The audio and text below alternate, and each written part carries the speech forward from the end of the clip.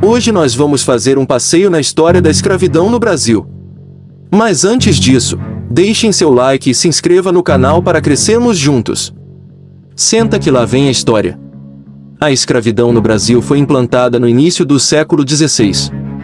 Em 1535 chegou a Salvador, BA, o primeiro navio com negros escravizados. Este ano é o marco do início da escravidão no Brasil, que só terminaria 353 anos depois, em 13 de maio de 1888, com a Lei Áurea. As primeiras pessoas a serem escravizadas na colônia foram os indígenas. Posteriormente, negros africanos seriam capturados em possessões portuguesas como Angola e Moçambique, e regiões como o Reino do Daomé, e trazidos à força ao Brasil para serem escravizados. Origem da escravidão no Brasil. Os historiadores apontam várias causas para se empregar a mão de obra escrava nas colônias. Portugal tinha uma população pequena, de cerca de 2 milhões de pessoas, e não tinha condições de dispensar parte de seus habitantes para sua colônia americana. Para suprir os braços que faltavam, os colonizadores usaram a escravidão, que já era praticada na África e no mundo árabe.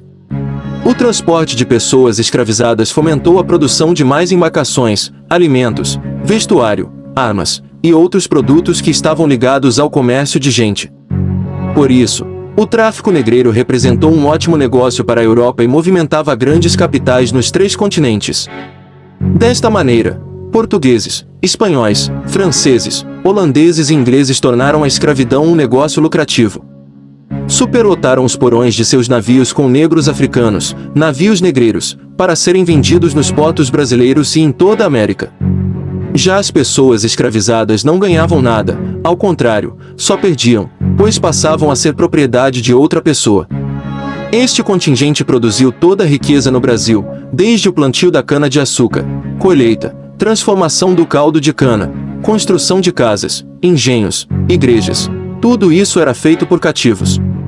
Escravidão indígena no Brasil colonial. No início do processo de colonização no Brasil, empregou-se a mão de obra indígena. Os índios eram capturados por meio de expedições como as bandeiras ou obtidos como espólio das guerras intertribais. Os portugueses estabeleciam alianças com as tribos e, em troca, conseguiam mão de obra escrava indígena. Por muito tempo, nas escolas brasileiras, se ensinou que o índio não servia como escravo por ser preguiçoso, e por isso, os portugueses teriam preferido escravizar o africano. Na verdade, a escravidão de indígenas somente seria abolida no século XVIII, e, portanto, o argumento não tem sentido. O que aconteceu era que escravizar africanos era muito mais lucrativo que escravizar indígenas, e por esta razão, os europeus preferiram investir no tráfico negreiro. Outro impedimento para a escravização do indígena foi a oposição dos religiosos, sobretudo os jesuítas, que protegiam aldeias inteiras em suas reduções. Tipos de escravidão no Brasil. No caso dos portugueses, os negros africanos eram trazidos de suas colônias na África para serem utilizados principalmente na agricultura e na mineração. Desempenhavam também vários serviços domésticos e urbanos. Nas cidades haviam os chamados escravos de ganho, utilizados em tarefas do ramo comercial ou de serviços. Normalmente, eles vendiam produtos manufaturados, quitutes, carregavam água ou auxiliavam na administração de pequenos comércios. As condições da escravidão. As condições de escravidão no Brasil eram as piores possíveis e a vida útil de uma pessoa escravizada adulta não passava de 10 anos. Após sua captura na África, os seres humanos escravizados enfrentavam a perigosa travessia da África para o Brasil nos porões dos navios negreiros, onde muitos morriam antes de chegar ao destino. Após vendidos, passavam a trabalhar de sol a sol, recebendo uma alimentação de péssima qualidade, vestindo trapos e habitando as senzalas. Normalmente, tratava-se de locais escuros, úmidos e com pouca higiene, adaptado apenas para evitar fugas. Errar não era permitido e poderia ser punível com castigos dolorosos.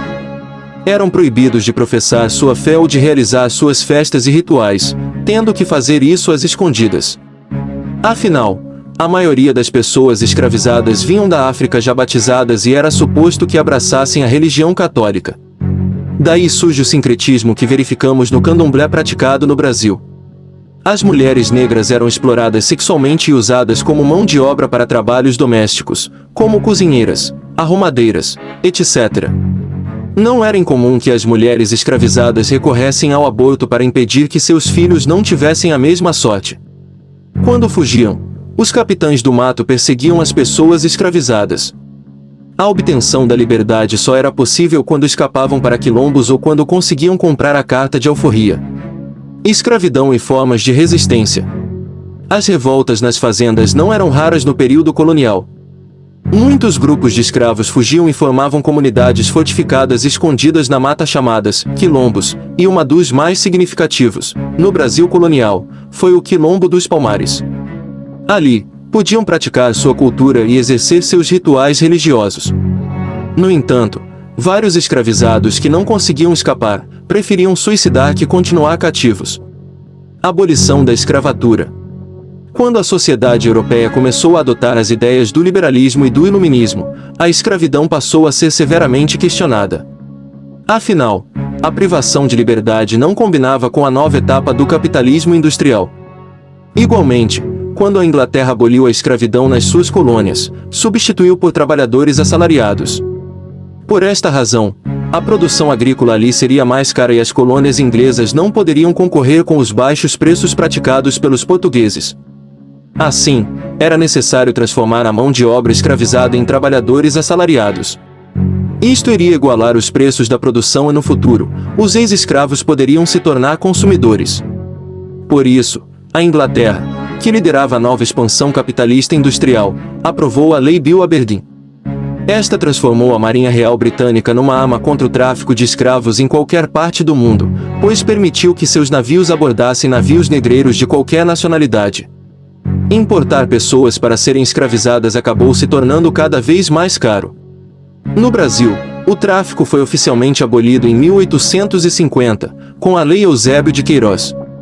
Mais adiante, em 1871, a Lei do Ventre Livre garantiu a liberdade aos filhos de escravos, e, em 1879, teve início a campanha abolicionista liderada por intelectuais e políticos.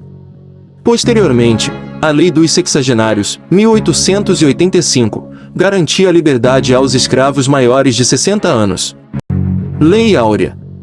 A abolição da escravidão no país foi concedida pela Lei Áurea, aprovada pelo Senado e assinada pela Princesa Isabel, dia 13 de maio de 1888. A Lei Áurea encerrava décadas de discussão em torno de várias questões.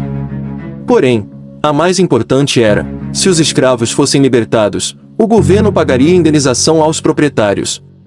Por fim, venceu a tese de que os donos de escravos não receberiam nenhuma compensação financeira. Isso retira o apoio dos latifundiários escravistas davam à monarquia. Quando surge o golpe republicano, os grandes proprietários de terra sustentam um novo regime. Libertos sem qualquer plano, os ex-cativos se viram entregues à própria sorte e passaram a formar um enorme contingente de pessoas sem qualificação. Obrigado pessoal, deixem seu like e se inscreva no canal para crescermos juntos.